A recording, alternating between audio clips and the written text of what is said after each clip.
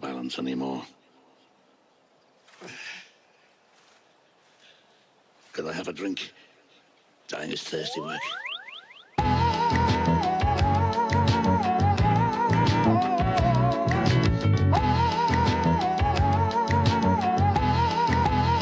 Dying is thirsty work. Dying at 30 work, smiling because of my lips. I put it in reverse, the cliff look appealing, I miss. When I was more reserved before I knew my tone was a gift.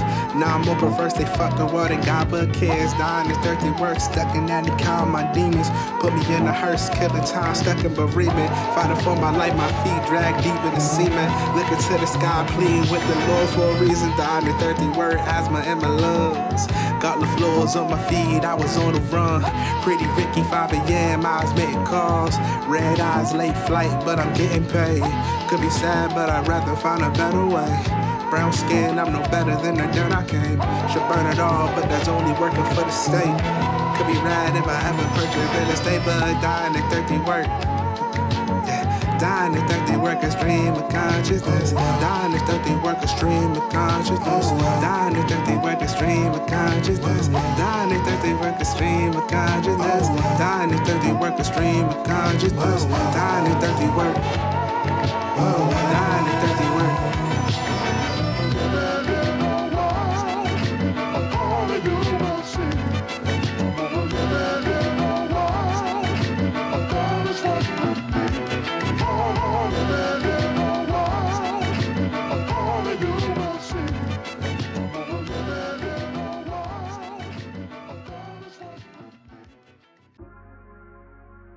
Vince Staples is a rapper out of Long Beach, California. And it's crazy because like I don't really listen to a lot of Vince Staples, but like I like the ethos, like and I like his raps. His raps are very very laid back, very chill. I like Vince Staples.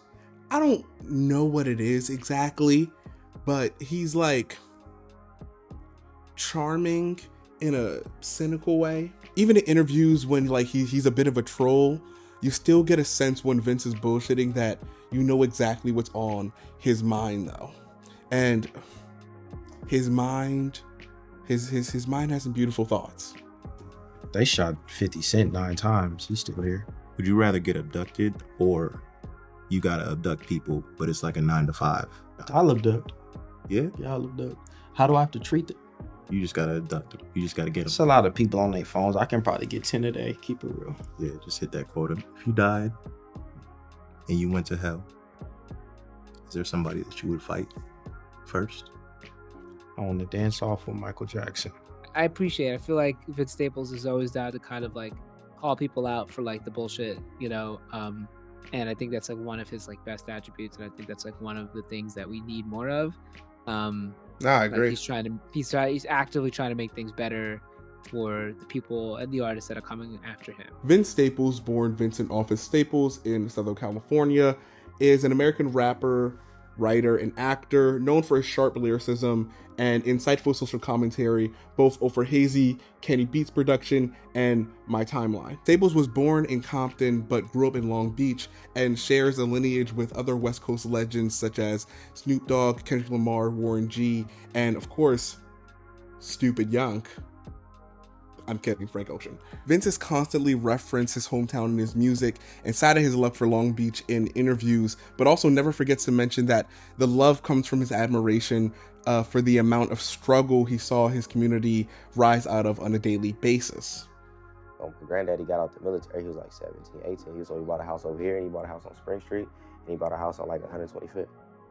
And that's all we got. That's all we own in my family. But they all in my grandpa's name, but he died, so they bought my grandma now. All people had then was the mind state to buy something, own some property. Because, you know, slavery come, you can't own nothing. So everybody wanted to own some property.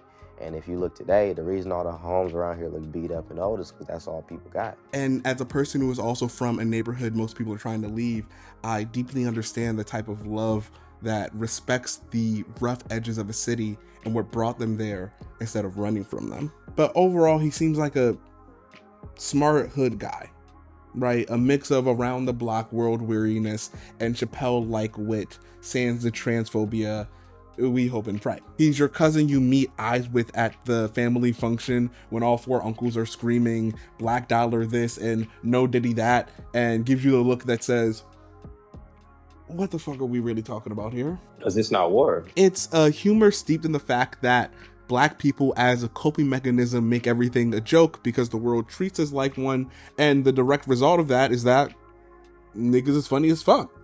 Listen, I don't make the rules. I made a whole mid-ass video talking about it like what, a year ago?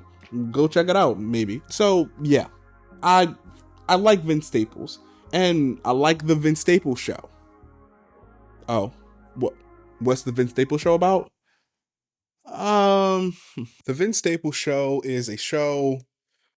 Well, it's a show about a lot of shit, but mostly, as the opening scene shows, is about Long Beach and masculinity, or what social scientists call niggatry. Let's jump right into our pilot, Pink House, where after getting pulled over for speeding, Vince the Staple, our main character, has found himself in a jail cell where he meets inquisitive police, an aspiring singer, and a hostile inmate with a grudge. And that byline kind of gives the vibe of the show, exploring the absurdity / surrealism of the male experience, specifically the Black male experience. And so much surreal shit happens in this show. After a smash cut of Vince being thrown in jail, we quickly cut to a skinhead in the holding cell scratching "I hate NIG" on the wall. That is until Vince coughs and meets his blank stare with the icy gaze of presumably a neo-Nazi.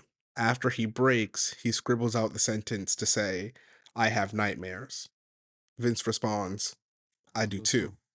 All the time. I could talk you through this whole pilot, but actually I don't feel like it because it's really just about the last 60 seconds that are the only thing that I care about. And for most of my audience, you didn't even need the context of the show beforehand to understand what's going on.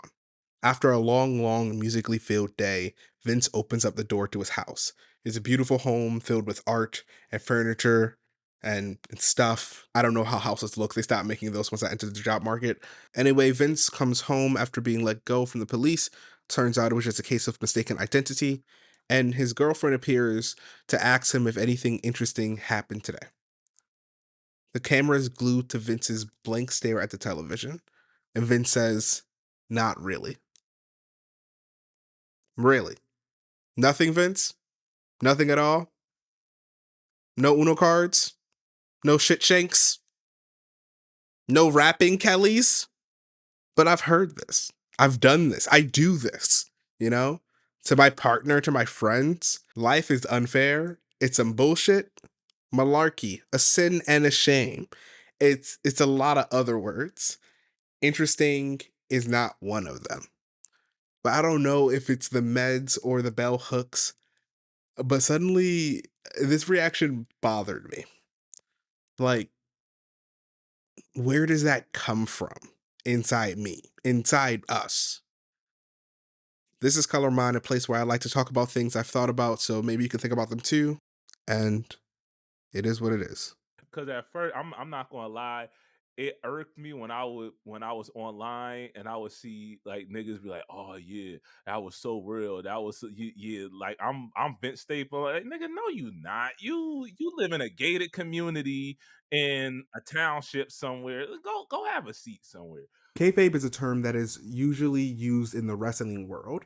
It's a type of suspension of disbelief. The same thing as when you go to the movies to watch a horror film or vote Democrat. You know, you believe the lie just a little bit because it's more fun that way. I come home, you know, unless it's like something like serious. Like I come home and I do the same thing with my wife. Like, yeah, no, they ain't. It is what it is. The big homie FD Signifier did a much more in-depth conversation about this on a very great video about Kanye West, I think a year or so ago, that I'm heavily referencing for my point. So please go check that shit out after this shit is done. What we believe in and appreciate is called kayfabe. The fantasy world that wrestling provides for us, the world it tells its story in, the world and state of mind you enter when watching wrestling, that's called kayfabe.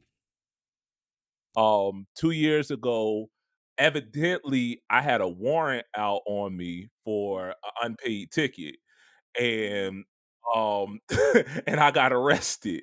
And when I did, my only thought was my concern was if I don't call uh my wife, she gonna think something happened.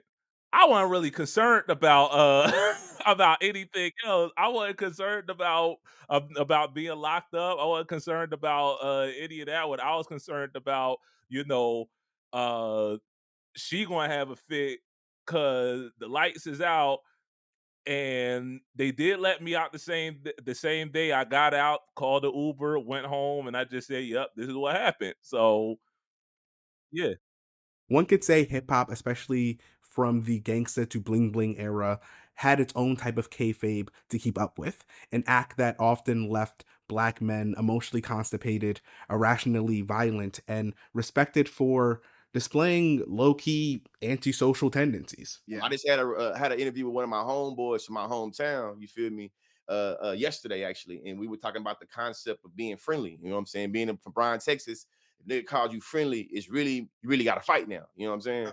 Because they mean you like friendly. Friendly or does it mean like you a bitch? You ain't gotta be gay. You're not gay. You a bitch. I could whoop your ass in a particular manner because you friendly and it don't matter. You see, once hip hop was seized and commodified by the capitalist machine that was the recording industry, any rapper wanting to make back their advance knew they had to be seen as cool, cooler than the other side of the pillow type cool. And the colder, the better. Acts like Run DMC, NWA, and Cypress Hill topping the charts in the late 80s to early 90s paved the way for the aesthetic of hip hop to become the rock and roll of our time, a dangerous art form made by killers and drug dealers too busy getting high to be anything but above the law. And I think the marketing dominance of this hyper-specific and racially charged gangster facade turned the rapper kayfabe of the 90s into the general purpose black man kayfabe of the 2000s that we're still being traumatized by to this day. I mean, Lord, please free my niggas from Timbs and sweaters and 90-degree weather. Please. I bet. I think it's easy to see that the same way kayfabe in something like the WWE works, that demands their wrestlers to be exaggerated versions of themselves for the audience, is similar to the way black boys grow up, learning that they too must develop into kayfabes of themselves, a performance that centers them as the aggressors, the lawless, usually the problem, but most importantly, the coolest. As cold as a casket, anyway. And I suppose one has to be built this way if you want to make it in this world looking like this. I wasn't so much out. It was just like, even though it wasn't a regular day, it was just like, I don't know. I guess in my mind, I was just, I don't know. I guess in my mind, I guess I said maybe it's because I've been through crazier stuff, or maybe it's just because in my mind I'm thinking, you know, me having a fit, me, getting all out of sorts, they ain't gonna solve nothing anyway. It don't make no sense to, I guess, the whole idea of the expression of my emotions in this specific instance ain't gonna get me nowhere. So I think a lot of men just don't think that they're allowed to tap into that, right? Like they don't think that that is on the table. And to be fair, right? It's not like everybody, our entire society, like where that comes from is patriarchy, and it's not just men that are locked into that. Women are too, and non-binary people. Like everybody is conditioned in this society too to be tapped into that way of thinking. So there are it's not like it's totally make believe. Like it's not in men's head that they can't be all of themselves, or they can't be, as it's true, right? You'll see women tweeting about them instantly, like calling them zesty, or being like, oh, I don't want to hear that ain't what men's supposed to be on, why men talking, you know what I mean? And so it's not like we don't, like, that isn't reinforced in society. So I think that's a lot of the reason why it's less about being emotionally aware and not thinking you're allowed to do it. Like, think about all the times we hear men say like things like, Fresh Rock has a joke where he'd be like, a man. He's like, as a man, when you get married, you might as well just wake up in the mirror, wake up in the morning, look in the mirror, and be like, fuck your hopes, fuck your dreams, fuck what makes you happy. You just go outside, figure out a way to make this bitch happy. Like that is what they think that society expects of them. Like, right? Like that's what happy wife, happy life means, right? They believe that what society wants from them is to suppress who they are and perform this role of like the strong man, the strong husband, the successful, whatever the role is that they think that they're supposed to embody.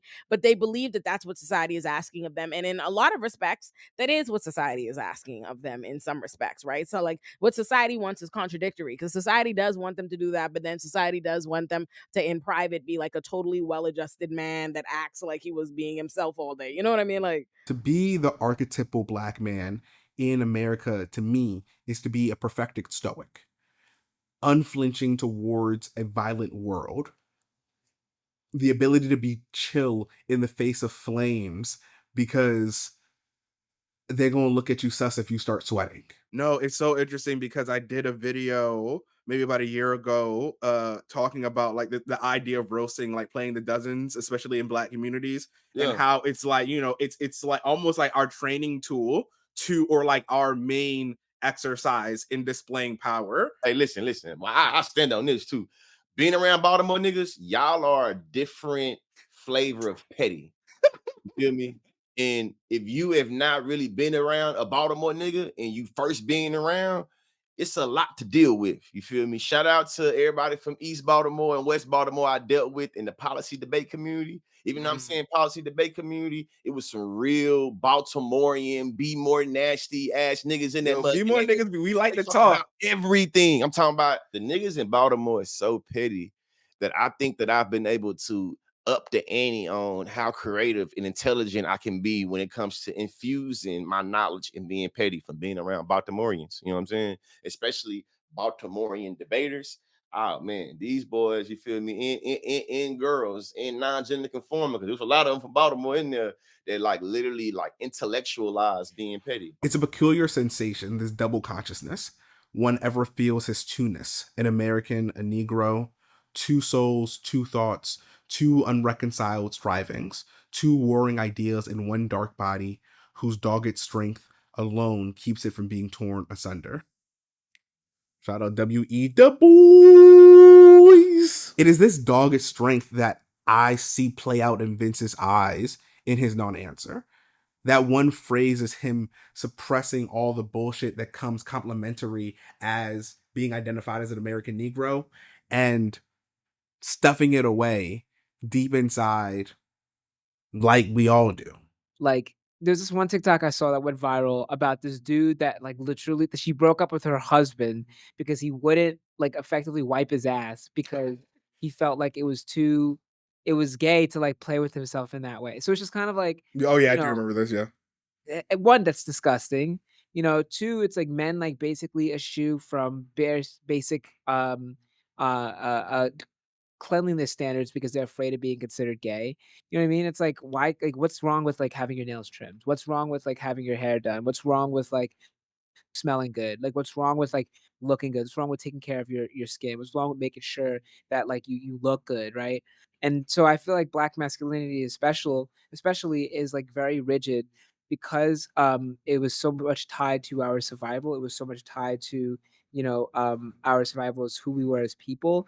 And like I'm not as well read as like some scholars that could speak to this, but part of like the whole idea of like the black man mandingo, or like, in slavery times, like we were bucks, like we were seen as just like as these tools, as these like really strong and physically strong tools, right? Like that was like part of why, we are as a people, as a gender, black masculinity is so rigid because it's like come outside of that um if you come outside of that paradigm, you're use you're useless, right? Like in the slave context, right? Like if you are not strong, if you are not big, you are not like fit, like they would they would literally try to breed you out, right? Like they wouldn't, like you would go for more on the trading block if you were strong, if you looked good, if you were like, Right. go for You literally had higher trading value. exactly. So, like this is like generational stuff that like we are still trying to get through, that we are still trying to get over. And, effectively it's really it's sorry, just like I have to kick my cat out. Give me a second. I think of the theme song again. Every day I see you is a fine day. Everything is fine. Even when the police stop me on a walk, even when you pass a homie drowning in addiction and you know you can't save him, when they forgiving genocide but not student loans. But everything is fine. Like Kendrick dropped, everything is cool, I guess. It is what it is. It is what it is. Has killed more niggas than Reagan in the crack era. That's funny. It is what it is. Has killed more niggas in the Reagan and the crack era. Today, I dream of freaks and geeks, specifically the Greek freak, 6'11", Giannis Antetokounmpo, the 8-time All-Star, back-to-back league MVP, and 2021 Finals MVP. Well, there's a lot more than that. You know how the Nigerians love to overachieve. Joining Kareem Abdul-Jabbar and LeBron James as the only players in NBA history to win 2 MVPs before the age of 26, he was named the NBA Defensive Player of the Year in 2020, becoming only the 3rd player after Michael Jordan and fellow Nigerian Hakeem Olajuwon to win both awards in the same season. In 2021, Antetokounmpo led the Bucks to their first NBA championship since 1971 and was rewarded with Finals MVP for his effort. That same year, he was honored as one of the league's greatest players of all time by being named to the NBA's 75th anniversary team, which I think he was one of the youngest. This motherfucker don't miss. The year after that, the film Rise, based on the life of Antetokounmpo and his family, was released in 2022. I haven't seen it. It's a sports biopic. I'm sure it was mid. It got a 91% on Rotten Tomatoes. He was the fucking flag bearer for the Olympics? Bro, stop flexing on me. Enough. Plenty has been said about Giannis in the more than 10 years he's played at the game's highest level. There's been questions about his ability to stay healthy, clutch consistency in big moments, his just fucking free throws.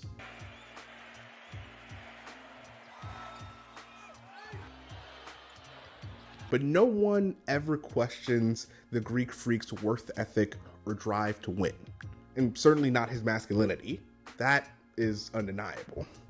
In fact, GA might be the closest to the platonic ideal of a sports god we have right now. Our marble cut body designed by Da Vinci himself, a wide, magic-like smile with the same personality of magnetic charisma and a blue-collar work ethic. So basically, except for the physique, most of my uncles. But perhaps most essentially, Giannis has a proven track record of winning.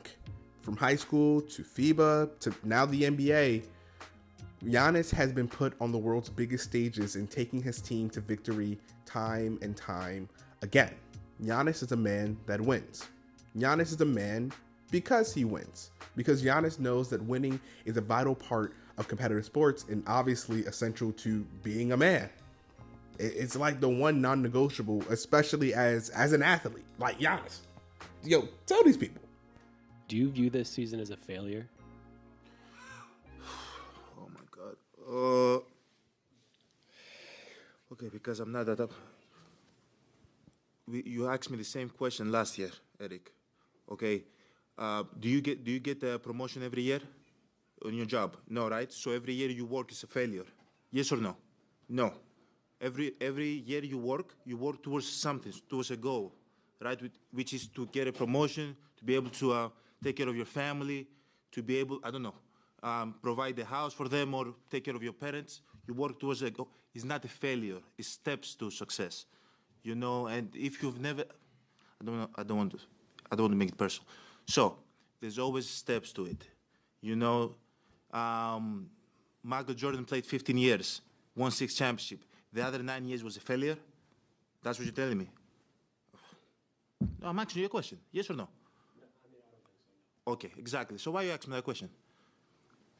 It's a wrong question. There's no failure in sports. You know, there's good days, bad days. Some days you are able to be successful. Some days you're not. Some days it's your turn. Some days it's not your turn. And that's what sport is about. You don't always win. Some other people's gonna win. And this year, somebody else is gonna win. Simple as that. We're gonna come back next year, try to be better, try to build good habits, try to play better, not have a 10-day stretch with playing bad basketball, you know, and hopefully we can win a championship. So 50 years from 1971 to 2021 that we didn't win a championship, it was 50 years of failures? No, it was not. It was steps to it, you know, and we were able to win one. Hopefully we can win another one. You know, sorry that I didn't want to make it personal, because you asked me the same question last year, and last year I was in the right mind space to answer the question back, but I remember it. Next. Yikes. Yeah, that was Giannis after he lost a game, a playoff series, in fact. And this was the type of loss that meant the ticket that he got was a plane back to Athens instead of lifting his second NBA title. I wonder how the media feels about it. You know what? We had some great games last night. I just like watching this clip because you can see the sudden break in the simulation that is sports media going around in the TNT table. Like, none of these hosts know what the fuck to say. Shat looked like somebody just asked him how many rings he would have without Kobe. Shut looked like a fourth grader who forgot presentation day was today and got called on first. Penny is furiously writing how many slurs Giannis would have been called in 1984 if he said what he just said now back then. And Ernie is just a high school teacher with like 2 years left before that pension hit, just trying to keep it all together. I need a smoothie. To see what's usually supposed to happen ostensibly, let's take a look at Doc Rivers after his team lost Game 7 in the second round of the 2015 NBA Finals. In the 50-50 game and stuff in those areas, how would you kind of assess what happened? Yeah, we got destroyed. 50-50 game, the turnovers to start the game. And, you know, the one thing I thought coming into this game is you know, at least to our staff, is not getting behind too quickly, because it's in a seventh game, you feel like pressure, right? And the one thing you don't want to do is let the home team get a lead. You know, if it's 2 or 3, that's one thing. But once you get that double-digit lead, you're at home. They're comfortable. They made shots. We still had so many opportunities, even late. I mean, you just keep going back and looking at some of the things we did. The turnovers, the tough shots. You know, I love my team, and I love the fact that they wanted to win so bad that I thought, in my opinion, we almost couldn't win. So we have to fix that part of it, because it still requires great trust in the system and in each other. Here's the general script. He talks about what the team could have done better. He's visibly disappointed at the loss. And he asserts that there is only one winner and they'll try again next year. Calm, cool, collected, cover girl. Giannis' sit down is an entirely different beast. One more akin to a Socratic seminar than postseason affair. All we are is dust in the wind, dude.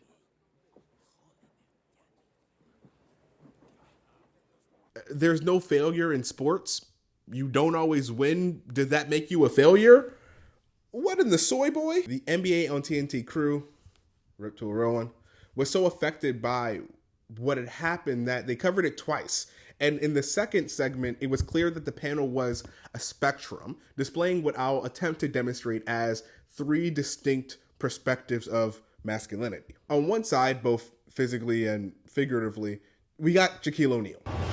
And Shaq is traditional masculinity, seeing the only thing that matters in the context of the game anyway as winning, the confirmation of domination. And likewise, his response checks off all the big boxes of big man masculinity. I'm different. We all knew I grew up in a military background. The definition of failure is the lack of success or the inability to meet expectation. Now, when you're the best player in the world, you're expected to win every year. They won 2 years ago. We expect them to go back-to-back, because many greats did. They lost in the second round, but they come back stronger, number 1 seed. we expect you to win again. You didn't win, didn't happen. Is the season a failure? Yes. Are you a failure? Hell, MF, no. You're the best player in the world.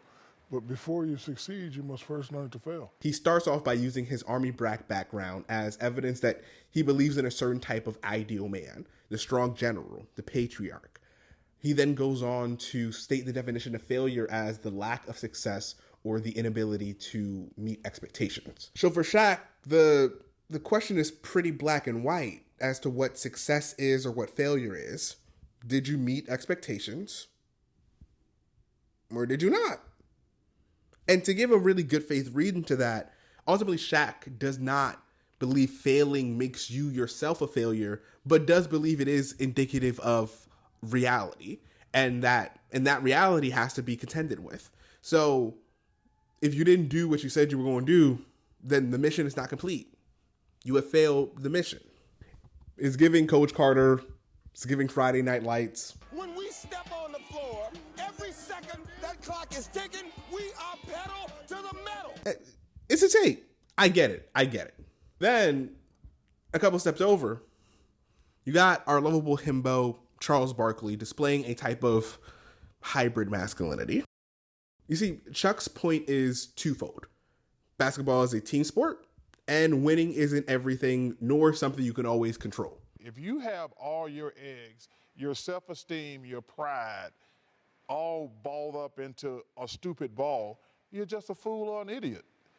If your whole life is dictated like, I want to be great at a sport, like, yo, man, this is just a small little piece of us. It's as straightforward and as humble as he is. The facts are simple, even if a little hard to swallow, right? Like, there are 10 people on a basketball court. You can't even shoot the ball to yourself. That means as much as you win as a team, you also lose as a team. You don't get to pick and choose the accountability there. Michael McKelvey is a sports analyst / essayist on YouTube who has some of my favorite deep dives into sports science and psychology on the platform, from tackling the veracity of the hot hand phenomenon to who is actually the most clutch according to statistics. That's a cool white guy. I fuck with him. In his video Playoff Mode, McKelvey investigated if the fan and player assumption that playoff basketball is an entirely different sport than what's practiced from October to April is true. Or, better said by my third favorite, Green. There are 82 game players. Then there are 16 game players. Al Green, John Green. Every player in the NBA is good at basketball, obviously. But the baseline for good increases rapidly the further and further we go into the playoffs. New Orleans finished 7th in the Western Conference, so let's say after the play-in game they match up with the Nuggets in the first round. CJ McCollum is the Pels' best guard, and CJ is widely regarded as a very good NBA player. Currently, he is ranked as a top 10 shooting guard, and since he kind of plays point guard, let's also look at the fact that he's ranked in the top 15 as a point guard. One could say he is better than roughly 2/3 of the league's starting guards. At point guard, he's better than half. CJ is good. But when the playoffs begin, CJ will no longer be better than 2/3 of the shooting guards or half of the point guards. In fact, he will be below average, at least in the point guard category, as our pool shrinks to 16. Suddenly, the advantage for the Pelicans on a regular Wednesday night has disappeared because it's not Tyus Jones or Kobe White or the majority of any other regular season teams he'd be matching up with. It's Jamal Murray, a bigger, seemingly more talented guard. 16 teams make it into the postseason, and by virtue of having superior records, it really is almost like a new league. And maybe that's why we cheer at the start of the postseason, because we understand we're suddenly entering into a new realm of competition. Jonas is an above-average NBA center, but in the playoffs, he is below average. And this extends to role players, guys like Herbert Jones, that are probably at a disadvantage against guys like Michael Porter Jr. It isn't that these players are lacking character, they're lacking talent. Listen, role players miss shots, star players miss games. Sometimes Michael Jordan comes out of retirement just to fuck with you. The postseason is unpredictable. So to tie your self-worth into something as arbitrary as a ball game or a franchise label or even an occupation like professional athlete is, as mental health experts say, mad dumb. What bothers me about the whole thing is, in our country, we have conditioned our kids. If you don't make a lot of money, you don't have a big house, you don't have a big car, you're not successful, well, everybody's not going to make a lot of money. You can be the best trash man in the world and be a wonderful person. And here, Chuck makes possibly the most astute point for me by bringing up the fact that this isn't a self-inflicted issue. It's not individual, but systemic. Specifically in the West, men's performances in particular arenas like competitive sports are often valorized and celebrated, as they should be. But the overemphasis of these masculine ideals can often be really effective at mismessaging to young men what to really value in life. Because we're taught through the lens of sports media that in order to be the better man, you need to be a winner. We raise our kids in this winner culture and teach them that winning should always be material. You need a bigger house, better shoes. We call the American dream a Tesla bought on credit and then wonder why so many people are burning out on the streets. Americans pride themselves on being a culture of the best and brightest and, most importantly, always on the winning side, right? But this isn't the reality. Most of us are losers as far as capitalism is considered. I mean, fuck, my generation is literally nicknamed the generation that lost the game. Just as easily as we leverage winning to boost our own egos, we internalize losing and sabotage our own sense of self, which is really unhelpful in obtaining the clarity that one needs in order to contextualize past failures into future successes. It's like a lose-lose situation. Kenny the Jet Smith is the one that takes it over the top for me into new masculinity. Most people don't singularly have the ability to change what happens.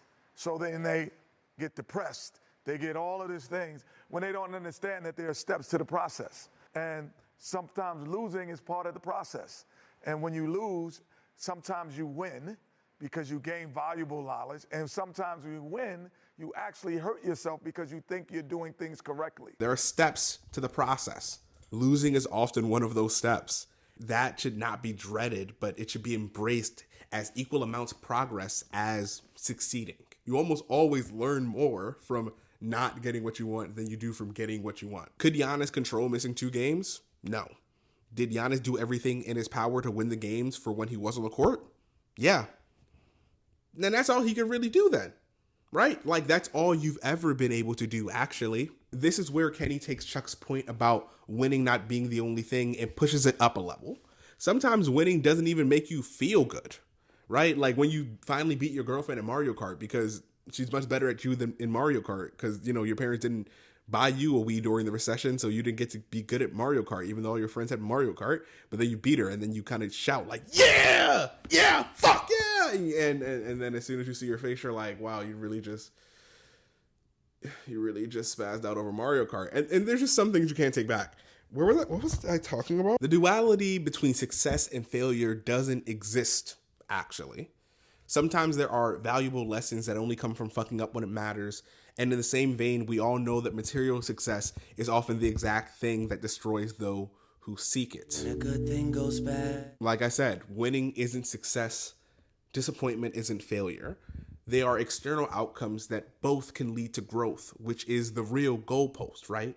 Are you better than you were yesterday? As Kenny said, Giannis is speaking more to the adults watching at home, writing, tweeting about him, and how they look at their own life. Life is not a winner-take-all Squid Game, but we train men to act or wish as if it was. Men are not raised to be intimate, they are raised to be competitive performers. Traditional socialization teaches young boys to filter their self-worth through performance. The paradox for boys is that in order to be worthy of connection, they must prove themselves invulnerable, button-down warriors in the world's emotional marketplace. In the world of boys and men, you are either a winner or a loser, one up or one down, in control or controlled, man enough or a girl. Where in this setup is the capacity for love? And then finally, my favorite diversity hire, Ernie Johnson, puts on an apron and starts cooking. I mean, season 2 of the Bear type beat. Season 2 of Mob Psycho 100, like that type heat. Because I just seen Mob Psycho 100 season 2. I say that because Ernie gets right at the heart of why what Giannis said was so affecting. Why don't some people feel worthy? And we're not talking about the 3rd round draft picks insecure about their talent or celebrities with victim complexes. Those aren't the only people that need to hear that message. He's talking to people in every role of life. And I think that there are some people out there who are dealing with things 100%. where there are like mental health issues because they don't feel worthy, because they feel like they have failed. And a lot of that comes from the burden of expectation, and it comes from comparison. Oh, he's doing this or she's doing this, and I'm right here. I must be a failure, and that's not it. Because for some people, the steps are smaller. The progress is more gradual. Season 2, Bear Psycho 100. Ernie answers this question by pointing at the pressure, passive as it may be, that we all feel in the social media era, the exhaustion of the surveillance age.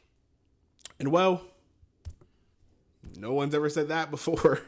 In the end, through all this discourse, Ernie and the TNT crew all still respect and affirm Giannis as a man, though. Surprisingly, his vulnerability facilitated a moment of connection between the crew that reminded them not only of how to be a man, but the importance of being your own man.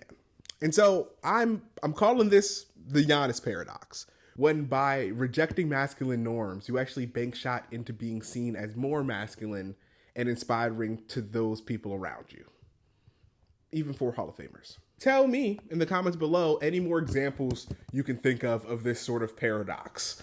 Jack Black, like I'm going for like Jack Black people, right? So now no one can use the Jack Black thing. Actually, comment Jack Black if you've made it this far into the video.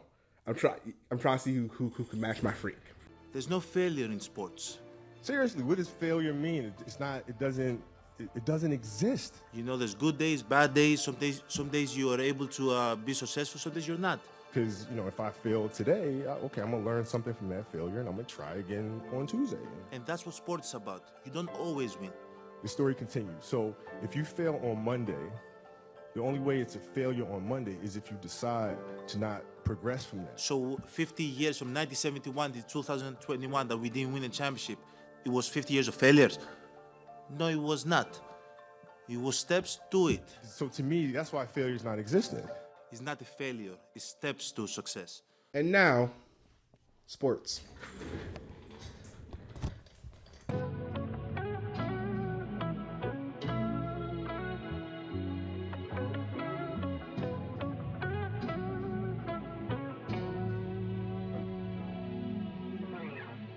I heard he cool as fuck.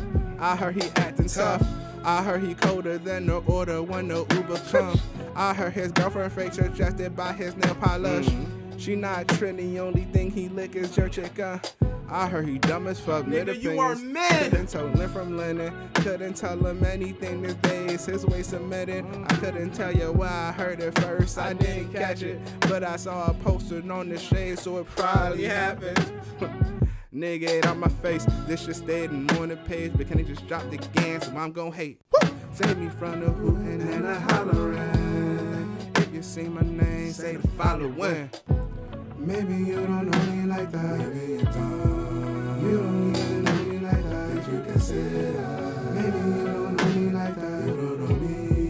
You don't even know me like that. Maybe you don't know me like that. Maybe you don't. You don't even know me like that. Did you consider? Maybe you don't know me like that. You don't know me. You don't even know me like that. Learning to wear a mask, that word already embedded in the term masculinity, is the first lesson in patriarchal masculinity that a boy learns. He learns that his core feelings cannot be expressed if they do not conform to the acceptable behaviors sexism defines as male. Asked to give up the true self in order to realize the patriarchal ideal, boys learn self-betrayal early and are rewarded for these acts of soul murder.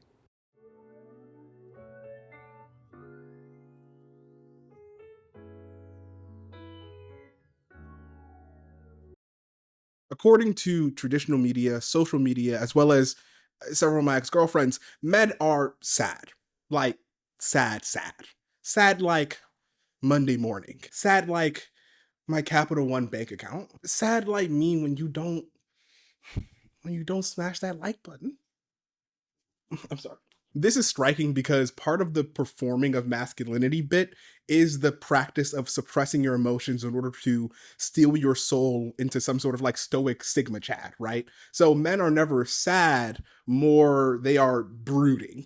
They don't sulk. They just really needed that league win. And fuck that Fizz who's ass, who can't fucking win. Nobody can admit these goddamn servers. And if Stella doesn't call me back, I'm gonna fucking kill. The worst thing about this indoctrination, and you know, that is what it is, an indoctrination into patriarchal thinking, is that this ideology is sold to young men as the key to invincibility, when in fact it leaves them vulnerable to the inevitable fact that they're gonna feel shit, and sometimes they're gonna feel like shit. In this paper, Faux Masculinities Among College Men Who Experience Depression, findings drawn from a qualitative study of college-aged men revealed 3 predominant masculine identities: the angry men, the solitary men, and the risk-reliant men, and how they all contributed to men's depressive symptoms. They called these tried and true ways that men reacted to their emotions in order to preserve who they were supposed to be faux masculinities. And in observing these faux masks, they recognized something peculiar: that participants' masculine identities, or their attempts to embody idealized performances of masculinities, were emerging from emotional or mental health deficiencies rather than positions of strength. Basically, they were using trad mask to cope with being beta cuckagooners. Okay, let's start with Monk Mode Omar. These are your friends in the group chat most likely to tell you that he just got dumped and he needs to go lock in, which means he needs to ghost the chat for 2 weeks to 6 months. And if that's you, come home, bro. The chat misses you. Yeah, I am prone to definitely, if I got something going on, to want to go create my own little space to kind of decompress and process what's happening. This is also a manifestation of faux masculinity. Solitary man category included men who self-isolated, fearing that others would recognize and judge them for harboring depression or anxiety. These men reported fearing that others would recognize their stress and judge them as weak. A 22-year-old science student explained the origins of his emotional restraint. Men are supposed to prove their worth to the group kind of thing, and you're not supposed to seem like a liability. And then being depressed looks like a major liability and kind of like not the person you want to go out with or to have as your wingman type thing if you go out. Because that's like in any kind of circumstance, that is a liability. Because the expectation is that being black, that you're supposed to be, you know, this hyper, you understand, manifestation of masculinity, hyper masculine, hyper hetero, hyper aggressive, all of these different things, to the point that you're not even human anymore. You're a caricature at that point, or that's what you're expected to carry yourself as. So you can't afford really to be vulnerable in that aspect. You got to play the role. If you don't play the role, then you know you're disqualified from manhood altogether. Aside from wanting to be seen as strong, they also wanted to avoid being seen as a burden by expressing emotions in social circumstances and thereby risking being perceived as weak or ineffectual, or worse, violent and unstable. I think what's really interesting is that born out of these examples then came the assertion that public performances of masculinity often focus on embodying strength at all costs, regardless of men might be feeling in the moment. This idea that masculinity by its very nature is this perpetual performances that boys and men do, and we know that we almost find honor in that, doing not what you want to do, but what you're supposed to be doing. I feel like I've always had a high level emotional intelligence, and I understood from a young age that everybody emotions don't matter, or say it differently, everybody don't have the authority and power to mobilize their feelings and their emotions. Right. So as a 5, 6, 7, 8-year-old, you feel me? Talking for the most part, my anger is something I have to just mitigate, decompress, suppress. Probably when I was like 8 or 9, at some point when I realized like I knew more words to describe more of my feelings than the adults around me knew what to do with. And suddenly I realized, oh wait, I'm not allowed to. And the way that I actually put it in my head, right, was like, I'm not allowed to use certain words to say certain things because, like, 'cause I come from a Nigerian household, saying a word like that is disrespectful, and now my whole point is now taboo. Yeah, definitely. So like that, but that's how I learned to mitigate my emotions, right? Through this idea of, as you beautifully said, what others were feeling around me not what I was actually feeling. Like I never got to actually feel or really understand what I was feeling. But this is the problem, because you will have to navigate through emotions. You don't get to opt out of that. It's not a Windows feature. So in the end, it just depends on how self-aware and how much control you have over that emotional navigational process. So by subscribing to these practices explicitly or otherwise, men who knew that they could not compete or present in hegemonically masculine, self-assured ways, especially in the presence of other men, chose to hide themselves. You know, it's the whole survival of the fittest thing. I understand why it is that way, and I think it's a good idea to aspire to be a leader, to know what you want out of life. But when men knew they didn't have that dog in them, they usually tucked their tails and stayed home instead of seek help. Or the help they seek is watching Jordan Peterson comps on youtube.com. Typical. I think a lot of this urge to self-isolate, besides being like a genuinely reasonable response to big emotions, is that men are expected to be in control all the time, really as a reflection of the fact that the patriarchy expects them to wield power to prove their manhood, if that makes sense. With a great patriarchy comes a great responsibility. For a man then to live up to that paragon provider ideal, that perceived obligation can generate an inner conflict where there's a voice in your head demanding that you be the best version of yourself at all times, because if you're emotionally compromised one way, you become a danger to yourself and others, and if you're emotionally compromised in the other direction, you're even worse, a liability. It's either, for me as a black man, I feel like it's either extreme in terms of self-isolating. Is I'm self-isolating because I don't want to do or say the thing that's gonna be so fucked up that messes up how I'm seeing a relationship, or I don't want to be seen, somebody else see me as being fucked up and make it where, you know what I'm saying, like either I did it or the way I perceive to do it, but recognizing that I think that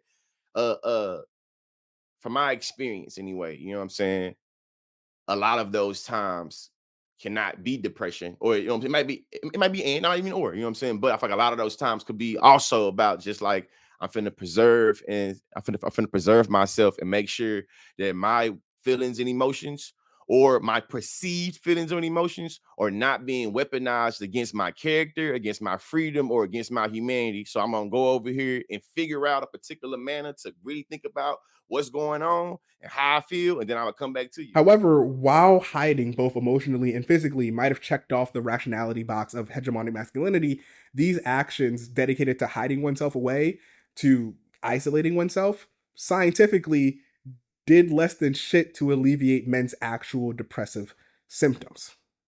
Shocker, I know. The angry man identified, get this, men who expressed anger, at least in part to dissipate depression invoked by pain and or emotional distress. As pop culture detective expertly discusses in Boys Don't Cry Except When They Do, it's not that boys don't cry, right? But that boys aren't supposed to cry except under a narrow set of circumstances. My father explicitly taught me to not cry. So so there you have it. I remember when my grandfather died that I was explicitly told to not cry over it, because it was my job to be and this is what I was told explicitly, that now you got to be strong for the women. Mind you, I'm like 10, I think, or whatever. And in fact, even within that acceptable range, tears and sadness are much more often an in-between point from the one emotion that we do know men have the free reign to express: violent anger. As a social convention, we teach boys that the most reliable way to express any emotion that they have, if they must, and like, if you do, please don't, the fuck, is to explode.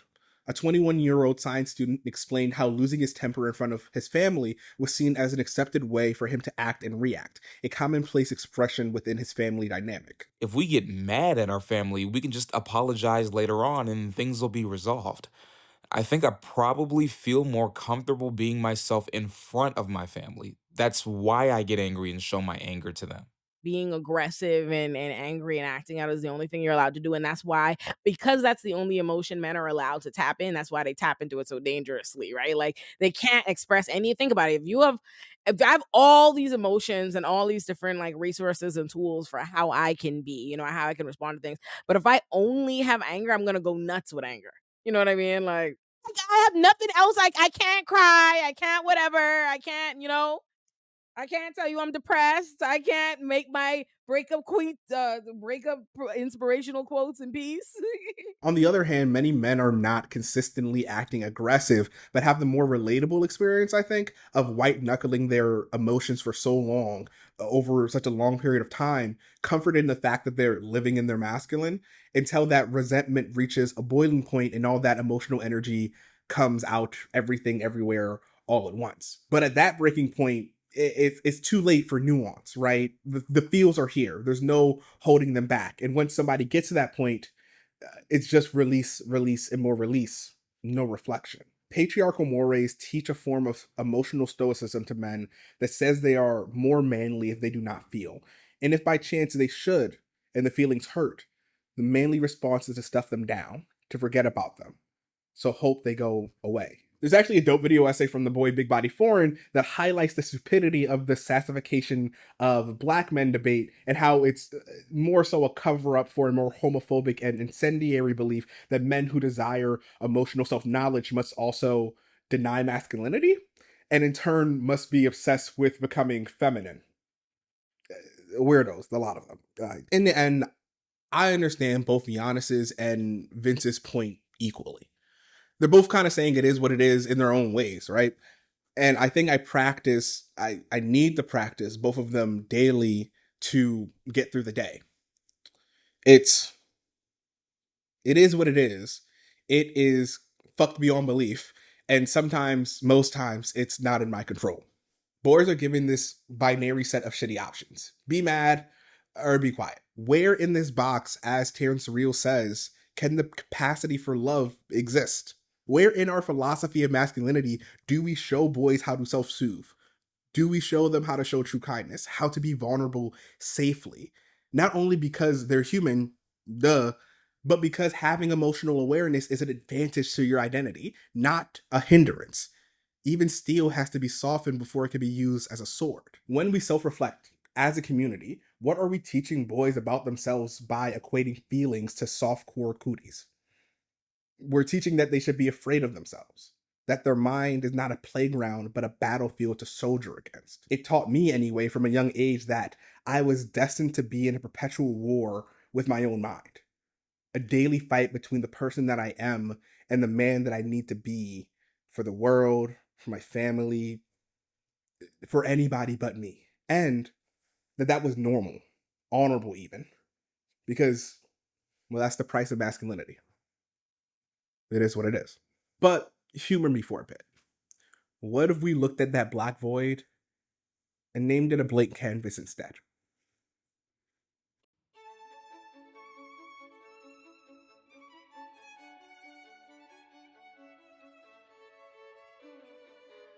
We're almost done. I'm getting sleepy.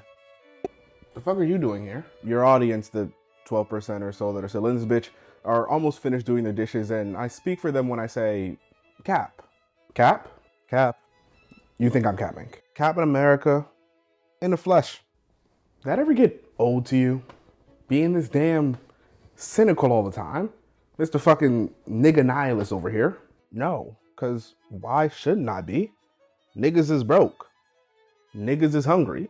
Rich niggas that rarely be niggas set the world on fire, then blame us for smoking backwoods. I'm not cold. The streets are. What I am is adaptable. Because out there, it doesn't matter how I feel about myself. If I don't show I'm a man, somebody gonna come around and make sure I know I'm not. Life's hard, but I go harder. That's not sad to you? Having to wear a mask to prove who you really are? It is what it is. Your pain is the breaking of a shell that encloses your understanding. Khalil Gibran. The first effect of existentialism is that it puts every man in possession of himself as he is, and then places the entire responsibility for his existence squarely upon his own shoulders. John Paul Sartre. Bless you. Fuck you. What kind of man are you trying to be? A good man. A strong one. And how do you know you're doing that? Because I act like one. I drink my honey whiskey out of a shot glass, not a tulip stem. I work with my hands, not my Twitter fingers. And I don't waste my time obsessing over dead white men named Shart. Sart. Sure, I know I'm a man because I was raised by good men. My dad, my coaches, my barber. And low-key, I think that's the problem these days. Ain't nobody training boys how to be men. Nobody teaching them how to move so they get taken seriously. When I say man is responsible for himself, I don't mean just for his own individuality. I mean like the concept of man. He has every man inside of him already. Pause. What? Man is human nature. As we live, we create our own nature. So I'm not against creating role models for boys to become good men, but why are they all based on domination or hierarchy? Because men are warriors, not wimps. That's what we're good at. Some of us anyway. So it's war then? You're just a perpetual soldier? Bro, the point of life cannot be Assassin's Creed. It's all the same game. A nigga like me, I love the game. Okay, Mitch. Favor follows the strong. That's the way it's always been. The world is a hierarchy, and we, the strong, are supposed to be at the top, taking care of our families, building our legacies, leading the way. I don't know who made it that way, and honestly, I don't care, because I'm a man. I got responsibilities, money to make, people to protect, a whole world that got me fucked up. And as a man, a black man, think I'm supposed to take that shit lying down? You wild. So if I gotta get like Kobe and mask up for a better shot at the rim, ain't that what a good player do? Isn't that mama mentality? Nigga, you are 5'8". Whatever, man. You call it a mask, I call it a role. And everybody got a role. I just ain't confused about mine. You know what a Sonata is? Yeah, I fuck with Hyundai. Solid mid-tier brand, decent fuel economy. Hybrid's actually not that bad when you think about it. No, not quite. The Sonata form. It's a classical music structure with 3 main sections, an exposition, development, and a recapitulation. Are you really about to teach me about some white people shit? On Black History Month, no less? Where's your shame? Just let me cook real quick. The exposition sets up the themes. It's the foundation, usually a melody played over and over again, that establishes what's normal. It teaches the audience what they should expect. But if you stay there too long, people gonna get bored and they're gonna call you basic. So having a good foundation is nice, but if you can't build anything on top of it, it looks more like a prison than a palace, right? So that's where the development comes in. At first, we just start fucking with the themes we've dealt. We switch it, mix it, flip it, and reverse it like on some Missy shit. Type shit. Then we might even go full Stevie, introduce something completely different, throwing away what we started with in favor of something new. Overall, the development is chaotic. Harmonies stumbling over one another, clashing, shifting, like raw, unfiltered moment. No clear direction, no structure, just pure expression. And there's so much drama there, not only in the destruction of the past, but in the anticipation of the future. Still, eventually, even that tension has to resolve. And so we use the recapitulation to bring it all home. It's a return to our fundamentals, but with a new context, a changed perspective. It's cathartic because in one movement we experience what we started with, plus everything we learned along the way, transforming into what we are now. You feel me? Yeah. Nah. Okay, look. A sonata starts with a clear idea of what it is, and then it completely loses itself, gets torn asunder, reshaped, and remolded. But when it finally emerges on the other side, it's still familiar, just a bit different. And that is what makes it slap. Okay, so exposition, development, recapitulate, whatever, the stench of virginity. Where are you going with this? Man is condemned to be free. We didn't ask to be here, but here we fucking are. And from the moment we realize that, we are responsible for everything we do. No excuses. Real, as Weezy said, I ain't never ran from a nigga, and I damn sure ain't about to pick the day to start running. Look, honey, what I'm saying is sometimes our life feels like a Negro Sonata. Exposition, development, recapitulation. a stew stirring in a never-ending cycle of synthesis. Like a song etched in the vinyl looping the same beat, but still ages with time. And some days I'm good with that. Other days, not so much. But I'm learning that is music all the same. It's the playing that matters.